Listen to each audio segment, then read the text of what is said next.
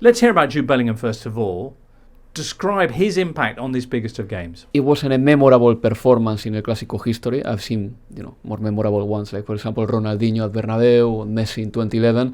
But this was, as I said before, a player just saying, "I'm going to win this game," and that has a lot of merit as well because he's pretty much just arrived.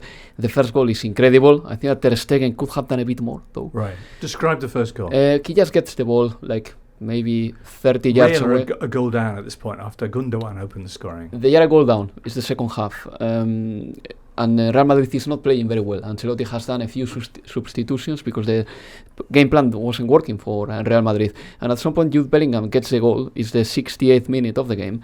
And he just puts it with a huge thunderbolt into the net. Really, really powerful shot without pretty much running towards the ball. He just takes a yard, no more than that, and he just produces that. He scores the goal that changes the title. He doesn't celebrate though. No, because he was angry probably about the fact that they weren't winning, and probably he wanted more. But yeah, and the second goal is a different one, a little bit of a lucky one because Carvajal sends a cross. Is it lucky? Not Bellingham. Does he make his own luck? Well, just because he does this so often. No, but it's But the fact that the ball reached him is a bit lucky. No, not his goal is not lucky. The way he hits the ball, it's not a lucky one. But I think that Bellingham is the game winner, of course, because he is a player that not only he's scoring more goals than was expected, he's also covering. And covering is the word. Many mistakes and many problems that Real Madrid has right now. They were dominated for 60-something minutes. I think that Barcelona was better until they ran out of energy and the manager had a catastrophic intervention in the game. I'm talking about Xavi, just removing midfielders at the expense of playing Lewandowski and Rafinha, who were clearly not match fit. Maybe he felt they were being too boring over. But they weren't being boring. Okay. Funnily enough, on Saturday, I think they were playing well. After a very bad game against Shakhtar Donetsk in the Champions League, Barcelona played really good 60 minutes. And the likes of Tchouaméni or Toni Kroos, they just were asphyxiated by Gavi, who was for me the best player of the game.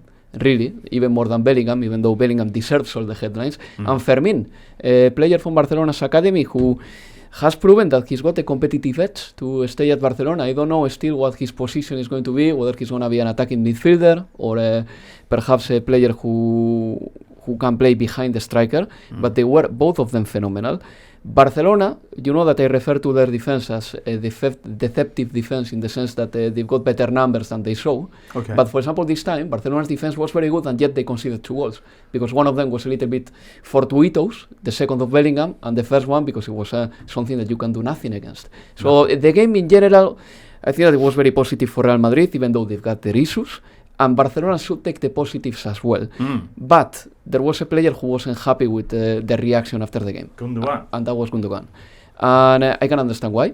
If Gundogan saw that the locker room wasn't particularly disappointed with the scoreline, I would be fuming as well.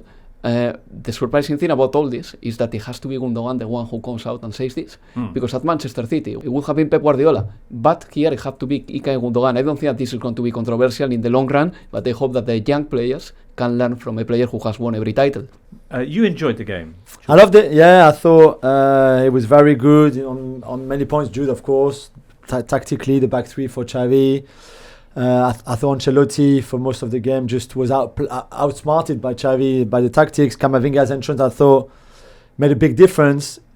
And I think Gavi did a really good job on Bellingham for most of the game. There's a point where you just can't almost man-mark a player like Jude Bellingham for 90 minutes. And Gavi got tired. And the first goal, which is a great strike, but I agree with you, I think Ter Stegen could have done better. It's a clearance from Gavi on that cross from the left-hand side, from the Real Madrid left-hand side, right in the center of the pitch. And Gavi is an amazing player, and I'm sure when he watched the game again, he's going to realize that you just don't clear the ball in that area.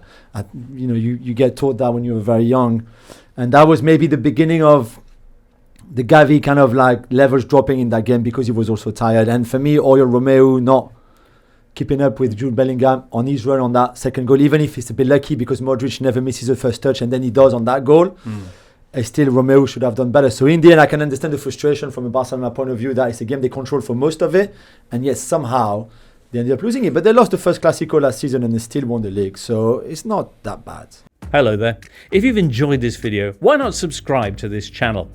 The Totally Football Show podcast is available 3 times a week, bringing you all the football news you could reasonably be expected to care about. We've got views, we've got stats, we've got analysis, we've got some of the best football writers around, and the whole thing is absolutely free. So have a listen on Spotify or Apple Podcasts or all the usual places by clicking on the link below.